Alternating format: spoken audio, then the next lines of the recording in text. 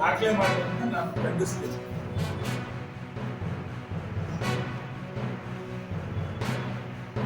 ಹರೀಶ್ ಅವರ ಹೋರಾಟಕ್ಕೆ ನಮ್ಮ ಪಕ್ಷದ ಸಂಪೂರ್ಣ ಬೆಂಬಲ ಇದೆ.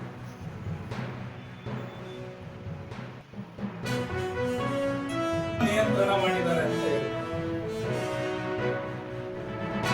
ಸೆಕ್ಷನ್ 352 ಏನಾಗುತ್ತೆ, ಉದ್ದೇಶಪೂರ್ವಕವಾಗಿ ಬ್ರಾಕೆಟ್ 2 ಸಾರ್ವಜನಿಕ ಶಾಂತಿ ಭಂಗ ಕೇಸ್ ದಾಖಲು ಮಾಡಿದ್ದಾರೆ. ಕ್ರಿಮಿನಲ್ ಇಂಟಿಮಿಡೇಷನ್ ಹೀಗೆ ಧಕ್ಕೆ ಮಾಡುವ ಕೆಲಸವನ್ನ ಹರೀಶ್ ಅವರು ಮಾಡಿದ್ದಾರೆ. ಅದು SC OV ಸಮಾಜದ ವಿರೋಧಿಗೆ ಮಾಡಿದ್ದಾರೆ ಅಂತ ಹೇಳಿ ಅವರೊಬ್ಬ ಶಾಂತರಾಜು ಅಂತ ಹೇಳಿ ಕಾಂತರಾಜ್ ತಂದೆ ಹನುಮಂತಪ್ಪ ಕೇಸ್ ಕೊಟ್ಟಿದ್ದಾರೆ. ಕೇಸ್ ಕೊಡಕ್ಕೆ ಯಾಕೆ ತಡ ಮಾಡಿದಾರೆ ಅಂತ ಹೇಳಿದ್ರೆ, ಮನೆಯಲ್ಲಿ ಬಹಳ ಚರ್ಚೆ ಮಾಡಿದ್ದಾರೆ. ಕೇಸ್ ಕೊಡ್ಬೇಕಾದ್ರೆ ಇನ್ನೊಂದು ಬಿಟ್ಟಿದ್ದಾರೆ, ಈಗೆಲ್ಲ ಬೈದ್ಬಿಟ್ಟಿದ್ದಾರೆ. ಆಮೇಲೆ ಹಿರಿಯರನ್ನೆಲ್ಲ ಚರ್ಚೆ ಮಾಡಿದ್ದಾರೆ. ಜನಪ್ರತಿನಿಧಿ ಅಕ್ರಮನ ನೋಡ್ಲಿಕ್ಕೆ ಹೋಗಿದ್ದಾರೆ, ಖಂಡಿಸ್ಲಿಕ್ಕೆ ಹೋಗಿದ್ದಾರೆ, ತಡೆ ಮಾಡ್ಲಿಕ್ಕೆ ಹೋಗಿದ್ದಾರೆ. ಜಿಲ್ಲೆನಲ್ಲಿ ಅಧಿಕಾರಿಗಳು ಕ್ರಮ ತೆಗೆದುಕೊಳ್ಳದೆ ಸತ್ತೋಗಿರೋರು ಎದ್ದಳ್ಸಕ್ ಹೋಗಿದ್ದಾರೆ. ಅಲ್ಲಿನ ಹೊಲಸಾಗತ್ತೆ ಅಂತ ಮಾತುಗಳನ್ನು ಕಂಪ್ಲೇಂಟ್ ನಲ್ಲಿ ಕೊಟ್ಟಿದ್ದಾರೆ. ಏನು ವ್ಯವಸಾಯಕ್ಕೆ ಉಪಯೋಗಿಸುವ ಟ್ರ್ಯಾಕ್ಟರ್ ನಂಬರ್ ಹಾಕ್ತಾರೆ. ನೀನು ಅಷ್ಟು ನ್ಯಾಯವಾಗಿ ನಡ್ಕೊಂಡಾಗಿದ್ರೆ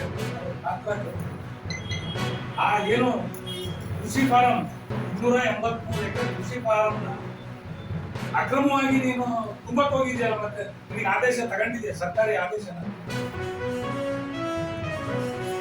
ಇದು ನೆಪ ಅಷ್ಟೇ. ಇದು ರಾಜಕೀಯ ಹಿನ್ನೆಲೆ ಇದೆ. ಈ ಮಣ್ಣು ಎಲ್ಲಿ ಸಾಗಾಣಿಕೆ ಆಗಿದೆ? ಆಯ್ತಪ್ಪ, ಆ ಕಾಳಜಿ ಗ್ರಾಮಕ್ಕೆ ಒಂದು ಕೆರೆ ಬೇಕು ಅಂತ ಅವ್ರು ಕೇಳಿದ್ರು. ಸಕ್ರಮವಾಗಿ ಸರ್ಕಾರದಿಂದ ಆದೇಶ ಆಗಿದೆ. 283 ಎಕರೆ ಜಾಗದಲ್ಲಿ ಒಂದು ಕೆರೆ ನಿರ್ಮಾಣ ಮಾಡಿ ಈ ರೀತಿ ಮಣ್ಣನ್ನು ಎತ್ತುತ್ತಾ ಇದ್ದಾರೆ, ಸ್ವಂತಕ್ಕೆ ಬಳಸ್ಕೊಳ್ತಾ ಇದ್ದಾರೆ.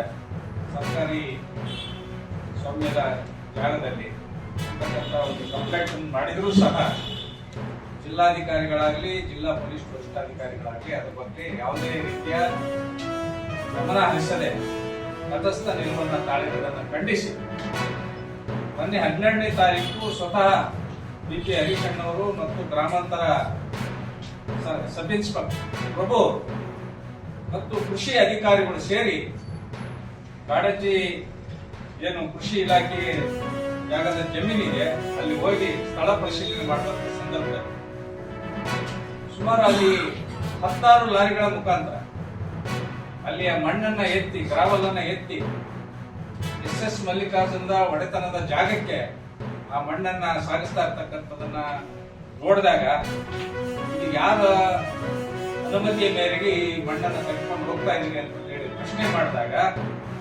ಕಾಂಗ್ರೆಸ್ಸಿನ ಕೆಲವು ಗುಂಡಾಗಳು ನಮ್ಮ ಶಾಸಕರ ವಿರುದ್ಧ ಅವಹೇಳನಕಾರಿಯಾಗಿ ಮಾತನಾಡಿದ್ದಲ್ಲದೆ ಇದನ್ನು ಕೇಳಬೇಕು ನೀರು ಯಾರು ಅನ್ನೋ ರೀತಿ ವರ್ತನೆಯನ್ನ ತೋರಿದೆ.